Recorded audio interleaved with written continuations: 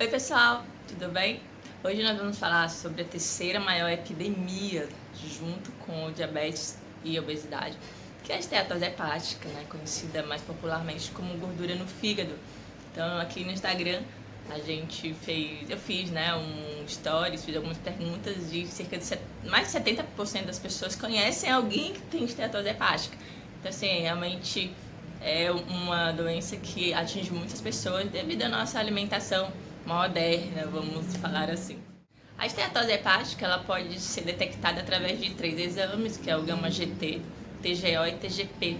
Então o gama-GT é um dos mais eficientes para se detectar realmente essa gordura no fígado. De acordo com o Dr. Roy Taylor, o gama-GT ele pode detectar esteatose hepática anos antes da pessoa desenvolver diabetes. Até porque a esteatose ela está diretamente ligada com a síndrome metabólica e diabetes mellitus, tá, gente? Ele fala que antes do diagnóstico de diabetes mellitus, existe um fígado gritando por anos. Então, presta atenção no seu fígado, tá?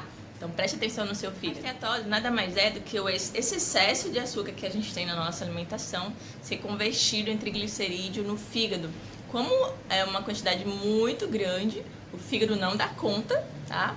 E acaba armazenando essa gordura nas próprias células, que são os hepatócitos, né? São as células do fígado. Então fica gordura no fígado. E para melhorar, para reverter, para resolver é muito simples, tá? Apesar de não ser muito fácil. É simples, por quê? Porque quanto menos carboidrato na alimentação, melhor, menos esteatose, tá? Só que a questão é, esse menos carboidrato é que pega para muitas pessoas, né? Que muitos não conseguem reduzir ou retirar da alimentação esse açúcar em excesso, devido à questão emocional, à questão cultural, à questão de decidir não querer mesmo. Mas enfim, o fato é que cerca de 15% das pessoas que têm esteatose podem desenvolver algum tipo de doença mais séria, né, no fígado. Então seria interessante realmente reduzir esse carboidrato. E antes de falar especificamente sobre alimentação, como usar, como não usar, eu vou falar para vocês rapidinho alguns estudos que foram muito interessantes e impressionantes os resultados. Cerca de 69 pacientes foram colocados durante 13 meses, né, numa dieta low carb. O que seria?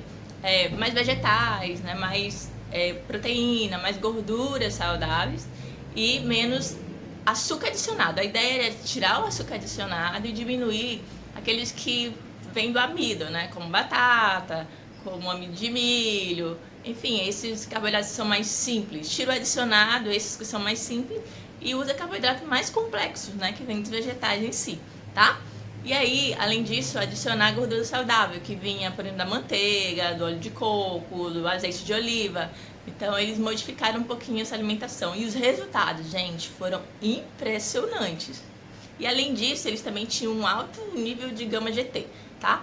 Bora ver os resultados, olha que incrível. A primeira coisa que aconteceu foi os níveis de gama-GT reduzirem cerca de 47%. Uau! Isso faz todo sentido, né, gente? Já que o primeiro motivo porque existe a esteatose, porque o gama-GT dá muito alto, é porque tem muito carboidrato na alimentação. Então, faz todo sentido. E depois disso, fora os outros indicadores. A glicemia reduziu cerca de 10 pontos, o peso reduziu cerca de 5,5 kg, né, a média, e também o colesterol acabou melhorando essa proporção. Ou seja, simplesmente incrível o resultado. E o interessante é que isso aconteceu mesmo eles terem comido mais gorduras, né? Nos stories colocaram algumas perguntinhas, né? Disseram para eu não comer mais gordura, mas eu já não como mesmo. E é verdade, né? Até porque a esteatose é devido ao açúcar, não é por causa da gordura. Até porque se fosse por causa da gordura, a pessoa não teria esteatose, certamente. Então, por esse estudo, você consegue perceber o que é o X da questão da esteatose e como resolver o problema. Então, se você quer realmente ter a esteatose, só consuma uma grande quantidade de glicose, tá? O interessante, gente, é que essa glicose, ela vem muito mais da frutose, não das frutas, tá? Não é a frutose das frutas, mas a frutose da sacarose. Sacarose é o açúcar de mesa, aquele que a gente adiciona, é o que tem nos produtos industrializados. Então, a sacarose é feita de glicose e frutose. Então, essa grande quantidade de frutose, ela faz com que o fígado realmente produza. Teve um estudo que apenas 7 dias, tá? 7 dias de um grupo de pessoas consumiu uma quantidade de frutose maior e já teve indícios de esteatose no fígado e também gordura depositadas entre os músculos, né, na musculatura. Enfim, é algo que é bem rápido, bem intenso. Agora imagina no médio e longo prazo. Então é bem interessante o que? Vamos falar de alimentação. O carboidrato, você dá preferência para alimentos que não sejam de fácil digestão, de preferências integrais, preferências que dão mais trabalho, entre um branco e um integral, escolha integral, entre uma raiz e algo que seja muito fácil, como açúcar de mesa, escolha a raiz. Então, dá preferência para carboidrato que seja um pouquinho mais trabalhoso. Outra, a questão da gordura. Mas, Irlande, eu tô com gordura no fígado, eu vou adicionar gordura? Vá, tá? Você precisa adicionar gordura, mas não gordura poliinsaturada, óleo de milho, óleo de soja, óleo de canola, né, que nem comida é. Enfim, esses óleos refinados não utilizem, tá? Porque eles são menos estáveis, eles se oxidam mais rápido, tá? E acabam gerando dano no nosso organismo, tá certo? Utilizem os que têm mais estabilidade, como óleo de coco, por exemplo. Até o azeite você pode utilizar para refogar alimento e também adicionar a gordura, porque gordura não interfere muito nessa questão da esteatose, tá certo? Então vocês viram no estudo, eles adicionaram a gordura, retiraram o carboidrato e deu certo, teve um resultado interessante. E relacionado à proteína, Irlande, tem um problema? Nenhum problema de proteína associado ao fígado, tá?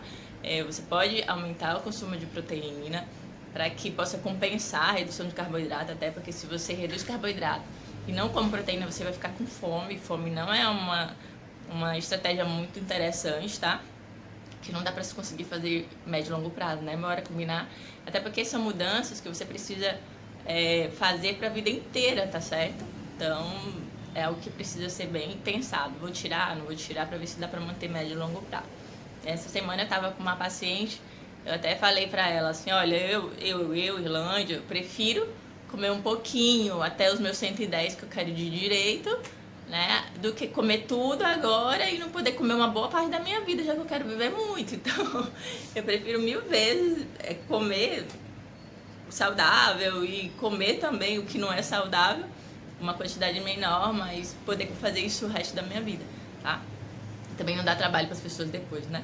Tá certo? Então, é bem interessante que seja feito dessa forma, no sentido de reduzir carboidrato para poder tirar essa sobrecarga, né, do fígado nessa transformação para triglicerídeo e também compensação aumentar proteína e gordura que não tem interferência nisso, né, no sentido de fazer com que tenha algum tipo de problema. Combinado, gente? Então, se você tem dúvida, coloca aí. Se eu deixei de falar alguma coisa que você queria, coloca aí também. Tá bom? Um abraço e a gente se vê por aqui.